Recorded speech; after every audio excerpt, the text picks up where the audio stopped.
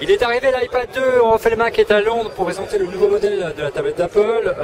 Eh bien, qu'est-ce qui est arrivé? À peu près ce que la rumeur pressentait, à savoir une forme beaucoup plus fine, il est plus léger, moins de 600 grammes, et surtout l'arrivée de la fameuse caméra qui permet de faire du FaceTime, de la visioconférence, et puis au dos vous avez une caméra HD. Qu'est-ce qu'on peut dire de cette nouvelle tablette, si ce n'est qu'elle arrive maintenant en blanc, comme sur ce modèle. Apparemment, Apple a moins de difficultés à produire des iPads blancs que des iPhones. Pour se rendre vraiment compte du gain en matière d'épaisseur, il faut le mettre à côté de cet iPhone 4, et là on se rend compte qu'il est vraiment extrêmement fin, extrêmement léger. Et puis surtout, l'arrivée d'une puce dual-core, eh bien, l'ensemble est beaucoup plus réactif. Ça va beaucoup plus vite. En clair, l'iPad se met au niveau de la concurrence. On l'avait vu au Mobile World Congress avec la concurrence justement qui adoptait tous des puces double cœur pour un affichage graphique dopé. Parce qu'il y a beaucoup d'ambition en matière de jeux vidéo. Et bien l'iPad aussi s'adapte à la puce double cœur.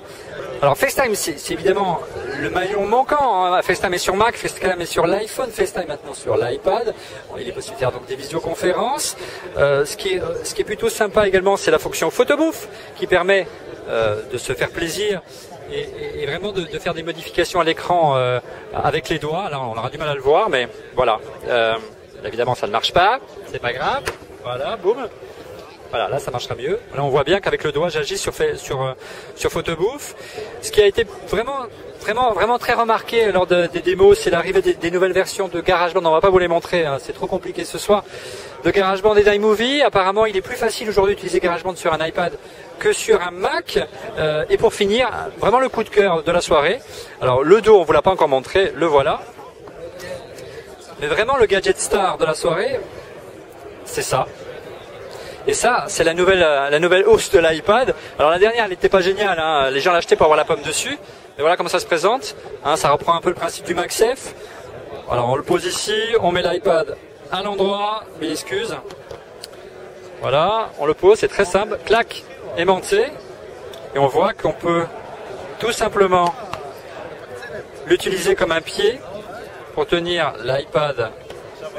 Bah, évidemment, ça ne marche pas. Il faudrait qu'il y ait quelqu'un d'Apple qui m'aide. Voilà, il va m'aider, le monsieur d'Apple. Merci beaucoup. Ouais, micro sans fil. Voilà, et pour pouvoir utiliser l'iPad dans toutes les positions, hein, également comme ceci, pour faire une présentation ou un mode cadre photo. Voilà, l'iPad arrivera le 11 mars aux États-Unis, si je ne me trompe pas, le 21 mars, le 25 mars. Voilà, on me souffle. En France, le prix ne change pas, 499 € en version Wi-Fi. Donc la version 3G, vous voyez, elle reprend non seulement l'antenne du précédent modèle, mais surtout le petit slot ici micro SIM pour brancher sa carte 3G, puis un petit gros plan, là on se fait plaisir, sur la caméra HD. Ah, il est déjà un petit peu rayé, hein. C'est fragile l'iPad. Hein. Je sais pas ce qu'ils ont mis dessus, mais c'est pas grave. Voilà, on vous donne rendez-vous très vite pour une démo un peu plus complète. Vous l'aurez aussi dans le prochain numéro du magazine iCreate. Merci et à bientôt.